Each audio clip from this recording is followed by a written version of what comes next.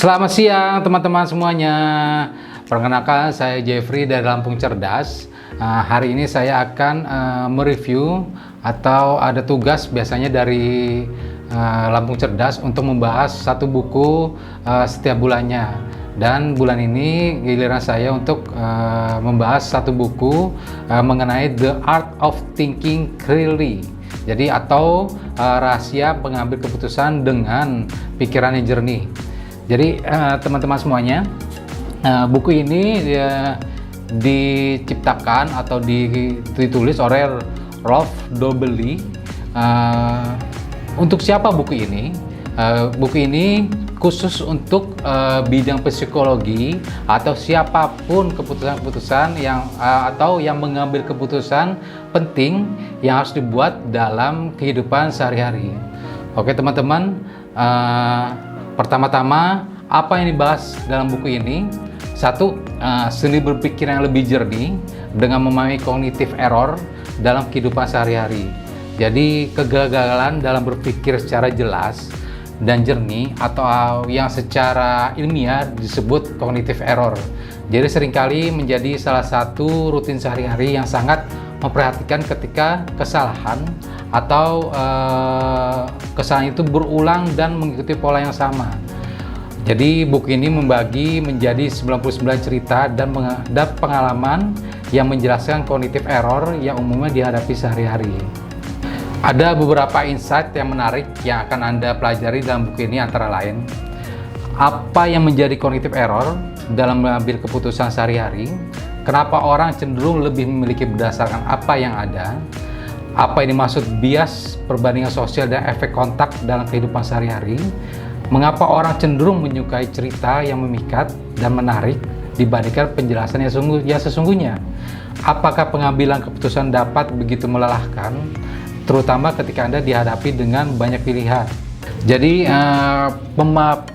memahami yang menjadi cognitive error dalam keputusan sehari-hari, kegagalan dalam berpikir jernih atau mencari alasan-alasan secara ilmiah terkenal sebagai cognitive error merupakan penyimpangan sistematis dari logika, yakni dari pemikiran perilaku optimal, rasional, dan masuk akal.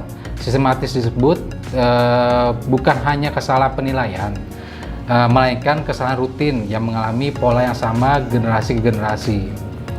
Jadi banyak cognitive error dalam keputusan sehari-hari membuat kegagalan dalam berpikir yang jernih atau secara ilmiah terkenal sebagai cognitive error merupakan penyimpangan sistematis dari logika. Jadi kita sering menemukan hambatan-hambatan terhadap logika ketika seharinya jika kita dapat mengenali dan belajar mengenai kesalahan terbesar dalam berpikir. Jadi teman-teman, dalam kehidupan sehari-hari kemenangan dibuat lebih terlihat pada kegagalan, sehingga secara sistematis melebih-lebihkan peluang untuk berhasil. Sebagaimana outsider, kita menyesal pada ilusi dan kita keliru betapa sangat kecilnya kemungkinan sukses tersebut. Hal disebut sebagai surviving bias. Sebagai contoh nih teman-teman, misalnya ketika Anda dengan tekun membagi tulisan-tulisan inspiratif di blog Anda serta membagikannya, Anda tidak berarti sukses karena terus mempostingnya. Tapi pada saat yang sama, satu-satunya cara untuk memiliki kesempatan dan berhasil dan tidak berhenti memutuskan untuk terus melakukannya. Di balik setiap penulis yang terkenal, Anda dapat menemukan lebih dari 100 penulis yang bukunya tidak pernah terjual. Di balik mereka ada lebih dari ratusan orang yang tidak mendapatkan penerbit atau buku itu tidak dapat diterbitkan. Dan di balik itu ada lebih dari ratusan yang tidak menyelesaikan manuskrip bukunya dan hanya menjadi tumpukan sampah. Di balik orang-orang ini terdapat 100 orang yang bermimpi suatu hari menjadi penulis. Jadi teman-teman, banyak cognitive error. Pada umumnya kita hanya mendengar hanya penulis-penulis yang sukses, dan seringkali kita gagal memahami betapa kecilnya kemungkinan sukses itu. Hal ini sering terjadi dalam cara berpikir kita sehari-hari.